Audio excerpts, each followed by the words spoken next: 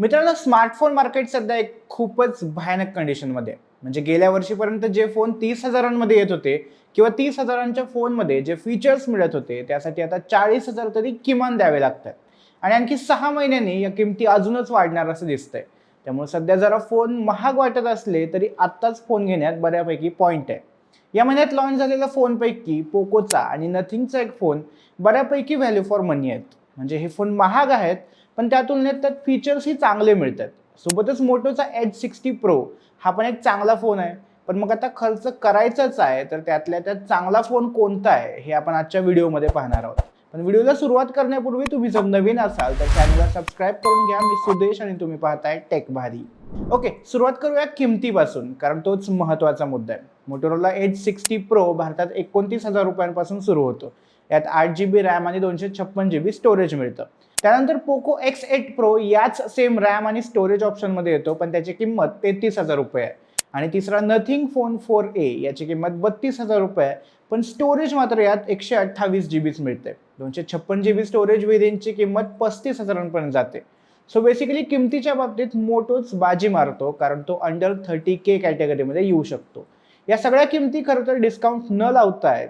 सध्या पोकोचा X8 Pro देखील launch ऑफरमध्ये बँक डिस्काउंट लावून 30,000पर्यंत मिळू शकतो. नथिंगच्या फोनला मात्र ना जास्त डिस्काउंट आहेत ना चांगली स्टोरेज. सो किमतीच्या बाबतीत नथिंगला ठेंगा मिळतोय. डिझाईन आणि बिल्ड क्वालिटीच्या बाबतीत मात्र नथिंगला स्कोर करायचा चान्स आहे, कारण या तिन्ही फोनमधलं सगळ्यात स्टायलिश डिझाईन याच फोनचा आहे. पण हा फक्त दिसायलाच चांगला आहे. सेफ्टीच्या बाबतीत मात्र पुन्हा याला 0 मार्क मिळतात, कारण याचं IP रेटिंग फक्त 64 आहे. पोको X8 Proचं डिझाईन ही चांगलं आहे. ॲल्युमिनियम फ्रेम आहे, फायबर ग्लास बॅक आणि स्टायलिश रिंग लाईट असा सगळा सेटअप येतो. आणि सेफ्टीसाठी IP68 69 रेटिंग मिळतं. मोटोच्या फोनला तर मिलिटरी ग्रेड सर्टिफिकेशन आहे. दिसायला अगदी डिसेंट असा बॅक पॅनल आहे. या तिन्हीमध्ये सगळ्यात स्लिम आणि हलका असा हा फोन आहे आणि याला सुद्धा IP69 रेटिंग मिळाले. एकंदरीत मजबूतीच्या बाबतीत मोटोचा फोन सगळ्यात पुढे आहे. स्क्रीनच्या बाबतीत बोलायचं झालं तर नथिंगचा डिस्प्ले सगळ्यात मोठा आहे. नथिंग आणि पोकोमध्ये AMOLED डिस्प्ले येतो. मोटोमध्ये POLED डिस्प्ले दिलाय. सगळ्या फोनच्या डिस्प्लेला 120 हर्ट्जचा रिफ्रेश रेट दिलाय. ब्राईटनेसच्या बाबतीत ही तिन्ही फोन बरेच पुढे आहेत. तुम्हाला कर्व डिस्प्ले आवडत असेल तर मोटोचा फोन तुमच्यासाठी आहे. बाकी दोन्ही फोन्सला फ्लॅट डिस्प्ले दिलाय. आता मेन प्रश्न येतो परफॉर्मन्सचा. गाडी दिसायला कितीही भारी असली तरी आतलं इंजिन मॅटर करतं. तसंच फोनमध्ये प्रोसेसर महत्त्वाचा असतो. या तिन्ही फोनमधला सगळ्यात चांगला प्रोसेसर पोकोमध्ये दिलाय. MediaTek Dimensity 8500 अल्ट्रा चिपसेट यात दिलाय. मल्टीटास्किंग, गेमिंग सगळ्यासाठी परफेक्ट आहे. मोटोरोलाच्या फोनमध्ये MediaTekचाच Dimensity A350 extreme SoC chipset दिलाय. डेली यूजसाठी आणि थोड्याफार मल्टीटास्किंगसाठी चांगला आहे. तर नथिंगच्या फोनमध्ये Snapdragon 7S Gen 4 चिपसेट दिलाय. हा मोटोच्या चिपसेटपेक्षा थोडा चांगला आणि पोकोपेक्षा बराच मागे असा प्रोसेसर आहे. त्यामुळे या सेगमेंटमध्ये पोको क्लिअर विनर आहे. कॅमेऱ्याच्या बाबतीत बोलायचं झालं तर पोकोमध्ये मेन कॅमेरा 50 मेगापिक्सेलचा आहे. यात सोनीची IMX882 लेन्स दिली आहे. सोबतच यात 8 मेगापिक्सेलचा अल्ट्रा वाईड कॅमेरा दिलाय. एवढाच सेटअप आहे. नथिंगच्या फोनमध्ये मात्र बॅक साईडला ट्रिपल कॅमेरा सेटअप दिलाय. यात 50 मेगापिक्सेलचा मेन कॅमेरा, 50 मेगापिक्सेलचा टेलिफोटो आणि 8 मेगापिक्सेलचा अल्ट्रा वाईड कॅमेरा येतो. मोटोच्या फोनमध्ये पण ट्रिपल कॅमेरा सेटअप दिलाय. यात कॉन्फिगरेशन थोडं वेगळं आहे. 50 मेगापिक्सेलचा मेन, 50 मेगापिक्सेलचा अल्ट्रा वाईड आणि 10 मेगापिक्सेलचा टेलिफोटो कॅमेरा यात मिळतो. एकंदरीत कॅमेऱ्याच्या बाबतीत पोको सगळ्यात मागं आहे.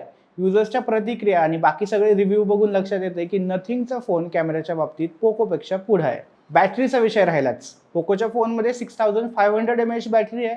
शिवाय 100 वॉटचा फास्ट चार्जिंग सपोर्ट आहे. नथिंगच्या फोनमध्ये 5400 mAh बॅटरी आहे आणि चार्जिंग सपोर्ट 50 वॉटच आहे. तर मोटोच्या फोनमध्ये 6000 mAh बॅटरी आहे आणि 90 वॉटचा turbo powered wired charging support आहे. वायर्ड यासाठी म्हणलं कारण या फोनला 15 वॉटचा वायरलेस चार्जिंग सपोर्टही दिलाय. सो सगळ्यात मोठी बॅटरी पोकोची आहे, पण वायरलेस चार्जिंग फीचर दिल्यामुळे या सेगमेंटमध्ये मोटोचा फोन क्लिअर विनर ठरतो. सॉफ्टवेअरचं बोलायचं झालं तर पोको X8 Pro हा MIUI वर चालतो. यामध्ये भरपूर फीचर्स आहेत, पण काहींना ते किचकट वाटू शकतं. बऱ्यापैकी ब्लोटवेअर्स पण मिळतात. नथिंगच्या फोनमध्ये क्लीन अशी नथिंग OS मिळते. भरपूर मिनिमलिस्टिक असा UI आहे. तर मोटोरोलाचे फोन त्यांच्या क्लीन UI साठी फेमस आहेत. यात मुद्दा असा आहे की पोको आणि नथिंगचे फोन नवीन असल्यामुळं त्यात लेटेस्ट Android 16 मिळतंय, तर मोटोच्या फोनमध्ये Android 15 मिळतंय. 3 वर्षांचे OS आणि 4 वर्षांचे सिक्युरिटी अपडेट्स मिळत आहेत. नथिंगच्या फोनमध्ये तर 6 वर्षांचे सिक्युरिटी अपडेट्स मिळत आहेत. सो लॉंग रनसाठी नथिंग आणि पोको हे चांगले ऑप्शन आहेत. मग आता फोन कुठला घ्यायचा? तुम्हाला जर गेमिंग आणि परफॉर्मन्स चांगला हवा असेल, मोठी बॅटरी हवी असेल आणि कॅमेरा जास्त महत्त्वाचा नसेल, तर पोकोचा फोन तुमच्यासाठी बेस्ट आहे. आणि दिसायला स्टायलिश तसंच टेलिफोटो कॅमेरा असणारा फोन हवा असेल तर नथिंगचा फोन तुमच्यासाठी चांगला आहे. या दोन्हीचा मेळ हवा असेल म्हणजे चांगली बॅटरी, चांगला परफॉर्मन्स, चांगला camera, fast charging, wireless charging, IP69 rating असं सगळं हवं असेल तर मोटोचा फोन परफेक्ट आहे. शिवाय याची किंमत ही डिस्काउंट न लावता 30,000 रुपये आहे. फक्त यामध्ये 1 वर्षाचे अपडेट कमी मिळतील एवढं. बाकी या तिन्ही फोनपैकी तुम्हाला कोणता आवडला आणि तुम्हाला 30,000च्या आतला बेस्ट स्मार्टफोन असा कंपॅरिझनवाला व्हिडिओ हवा आहे का? तुमची मतं आम्हाला कमेंटमध्ये सांगा. व्हिडिओ आवडला असेल तर लाईक आणि शेअर करा आणि टेक माझेच्या YouTube चॅनलला सबस्क्राईब करायला विसरू नका.